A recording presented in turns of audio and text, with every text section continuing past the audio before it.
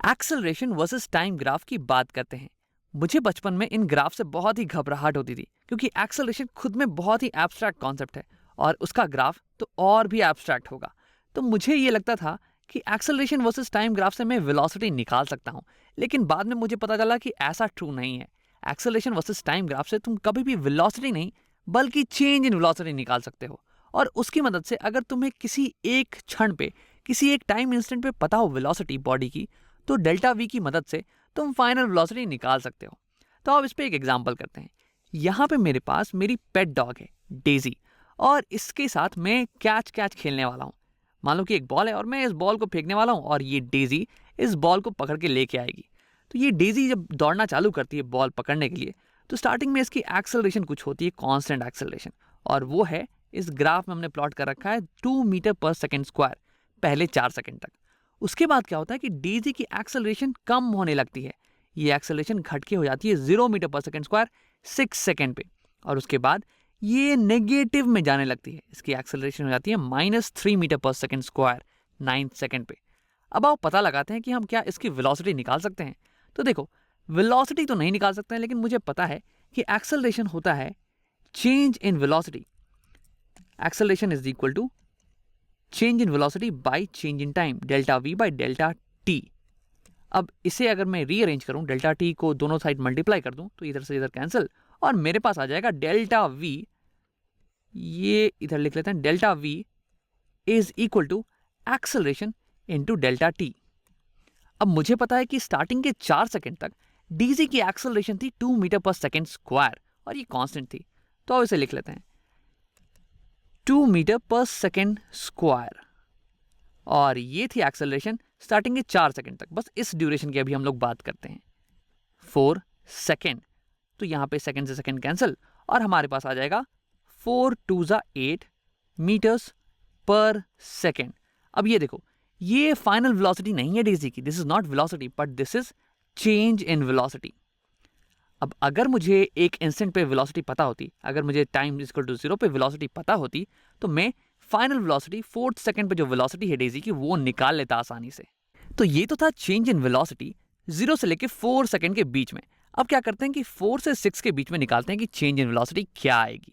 तो यहाँ पे देखो, 4 से 6 के बीच में भी हम सेम चीज का इस्तेमाल करने वाले हैं। Change in velocity is equal to acceleration into change in time. अब एक्सेलरेशन क्या होगा, 4th सेकंड पे एक्सेलरेशन है 2 मीटर पर सेकंड स्क्वायर, उसके बाद एक्सेलरेशन घट रही है। 6ठे सेकंड पे, 5वें सेकंड पे एक्सेलरेशन हो जा रही है 1 मीटर पर सेकंड स्क्वायर, और 6ठे सेकंड पे हो जा रही है 0 मीटर पर सेकंड स्क्वायर। यानी कि एक्सेलरेशन तो चेंज कर रही है, तो कांस्टेंट है ही नहीं। तो कौन सी एक्सेलरेशन की मैं वैल्यू यहाँ पे डालूंगा? तो देखो, यहाँ पे हम ग्राफिकल इंटरप्रिटेशन करने वाले हैं एक्सेलरेशन टाइम ग्राफ का, और यही चीज़ों को आसान बना देगा। तो देखो, 0 से 4 सेकंड के बीच में जब हमने एक्सेलरेशन निकाला था, सॉरी चेंज इन वेलोसिटी निकाला था, तो हमने किया था ए इंटू डेल्टा टी। ए था 2 मीटर पर सेकंड स्क्वायर। अब ये 2 हो गया ये वाली हाइट, है ना, ये वाली हाइट हो गई हमारी 2 मीटर पर सेकंड स्क्वायर, और डेल्टा टी था 4 सेकंड, जो कि थी ये वाली विड्थ, सॉरी यहाँ से यहाँ 4 सेकंड वाली विड्थ। अब ये हाइट इंटू ये विड्थ, अगर ध्यान से देखो, then that is equal to area of this rectangle. अगर मैं इस एरिया को कंप्लीट कर दूं, तो इस रेक्टेंगल का एरिया यही तो दे देगा मुझे, हाइट इंटू विड्थ। हाइट है 2 और विड्थ है 4, तो यानी कि इसे लिख लेते हैं हम, area A is equal to height into width, और हाइट थी हमारे पास ए और विड्थ थी हमारे पास delta T, and A into delta T यही तो होता है डेल्टा वी। तो area under acceleration time graph ये मुझे दे देता है चेंज इन वेलोसिटी हमेशा, और ये तो बहुत ही इंटरेस्टिंग चीज़ है क्योंकि इसी का इस्तेमाल मैं अब करूंगा इस रीजन में भी डेल्टा वी निकालने के लिए। तो अब करते हैं, इस रीजन में हम डेल्टा वी निकाल सकते हैं आसानी से, क्योंकि मुझे पता है ये है एक ट्रायंगल, और यहाँ पे ट्रायंगल का एरिया हो जाएगा half base into height, half base into height, और यहाँ पे बेस होगा 4 से 6, दैट इज 2 सेकेंड का, तो यानी कि half into 2 second into height, और हाइट है ये 2 metre per second square into 2 metre per second square. अब यहाँ सेकेंड से सेकेंड कैंसिल, यहाँ 2 से 1 2 कैंसिल, और हमारे पास बचेगा 2 मीटर पर सेकेंड। ये हो जाएगी मेरे पास डेल्टा वी। अब देखो, delta V is equal to acceleration into delta T. अब एक्सेलरेशन ग्राफिकली था ये वाली हाइट और डेल्टा टी थी ग्राफिकली ये वाली विड्थ। तो यानी कि डेल्टा वी हो गया ग्राफिकली अगर मैं देखूं तो ये इनटू ये which is area of this rectangle. अब ये तो ट्रू तभी था जब एक्सेलरेशन हमारा कांस्टेंट हो, तभी तो इस केस में ये रेक्टेंगल बन रहा है और इसका एरिया डेल्टा वी के बराबर आ रहा है। जब एक्सेलरेशन वेरी कर रहा हो तब भी क्या ये ट्रू होगा? ऐसा जरूरी तो नहीं है। तो क्या करते हैं, इसी को समझने की कोशिश करते हैं। हमें पूरा पूरा यकीन है कि अगर रेक्टेंगल बन रहा हो ना एक्सेलरेशन टाइम ग्राफ में, तो उसका जो एरिया होगा वो बराबर हो जाएगा डेल्टा वी के। अब यहीं पे हम क्या करते हैं, ट्रायंगल को कुछ रेक्टेंगल्स में तोड़ देते हैं ऐसे, और मैं कहूंगा कि इन रेक्टेंगल्स का जो एरिया है उनका सम ये अप्रोक्सीमेटली बराबर हो जाएगा इस ट्रायंगल के एरिया के। लेकिन तुम कहोगे ये कौन सा अप्रोक्सीमेशन है यार, यहाँ तो बहुत सारी एक्स्ट्रा चीजें मुझे दिख रही हैं, जैसे कि ये वाली पार्ट, ये वाली पार्ट। तो हाँ, तुम्हारी बात से मैं सहमत हूँ। इसलिए मैं क्या करूंगा ना कि मैं इन रेक्टेंगल्स के विड्थ को छोटा करने वाला हूँ, कुछ पतला कर दूंगा इन रेक्टेंगल्स को ऐसे। अब इस केस में इन रेक्टेंगल्स का एरिया का सम वो बहुत ही क्लोज हो जाएगा मेरे इस ट्रायंगल के एरिया के, और इसे मैं और छोटा कर दूंगा ऐसे। अब मैं कह सकता हूं कि बहुत ही ज्यादा क्लोज आ गया है इन रेक्टेंगल्स का एरिया का सम मेरे ट्रायंगल के एरिया के। तो यानी कि अगर मैं इन रेक्टेंगल्स की विड्थ को और भी ज्यादा छोटा कर दूं, इनफाइनाइटेसिमली छोटा, तो उस केस में जो sum of area of all rectangles आएगा वो ऑलमोस्ट बराबर हो जाएगा मेरे ट्रायंगल के एरिया के। तो अब देखो, हमें पूरा का पूरा यकीन है कि रेक्टेंगल का एरिया बराबर होगा चेंज इन वेलोसिटी के, डेल्टा वी के। और हमने यहां पे देख लिया कि ट्रायंगल के एरिया को हम देख सकते हैं एज ये बना हुआ है थिन रेक्टेंगल से, और मुझे पता है कि ये थिन रेक्टेंगल्स का जो एरिया होगा वो बराबर होगा डेल्टा वी के। तो यानी कि ट्रायंगल का एरिया भी तो बराबर होगा डेल्टा वी के ही ना। और इनफैक्ट ये सिर्फ और सिर्फ ट्रायंगल के लिए ही ट्रू नहीं, अगर यहाँ पे एक्सेलरेशन का जो ग्राफ है ना वो किसी भी रैंडम शेप में होता, तो उस रैंडम शेप को भी हम अज्यूम कर सकते थे कि ये बना हुआ है थिन रेक्टेंगल्स से, और इन सारे रेक्टेंगल्स का जो सम होगा उसका एरिया का सम वो बराबर होगा डेल्टा वी के। यानी कि कैसी भी ग्राफ हो एक्सेलरेशन वर्सेस टाइम की, अगर तुम्हें डेल्टा वी निकालना है तो उस ग्राफ और टाइम के बीच का एरिया निकाल लेना, ये तुम्हें दे देगा डेल्टा वी। तो तुम ये सोच रहे होगे कि हम यहाँ पे चेंज इन वेलोसिटी की बात क्यों कर रहे हैं, हमें तो फाइनल वेलोसिटी निकालनी चाहिए। तो ऐसा इसलिए क्योंकि इस ग्राफ से हम केवल डेल्टा वी ही निकाल सकते हैं, चेंज इन वेलोसिटी। और अगर हमें किसी भी एक इंस्टेंट पे वेलोसिटी पता हो, यानी कि इनिशियल वेलोसिटी पता हो, तो इनिशियल वेलोसिटी और चेंज इन वेलोसिटी की मदद से हम फाइनल वेलोसिटी निकाल सकते हैं। किसी भी टाइम पे फाइनल वेलोसिटी कैलकुलेट कर सकते हैं। तो आओ एक एग्जांपल की मदद से इसे अच्छे समझते हैं। पहले मैं इन चीज़ों को हटा देता हूँ ताकि थोड़ी सी जगह बन जाए, और इंपॉर्टेंट चीज़ों को लिख लेता हूँ। 0 से 4 सेकंड के बीच में चेंज इन वेलोसिटी थी +8 मीटर पर सेकंड, और 4 to 6 सेकंड के बीच में चेंज इन वेलोसिटी है +2 मीटर पर सेकंड।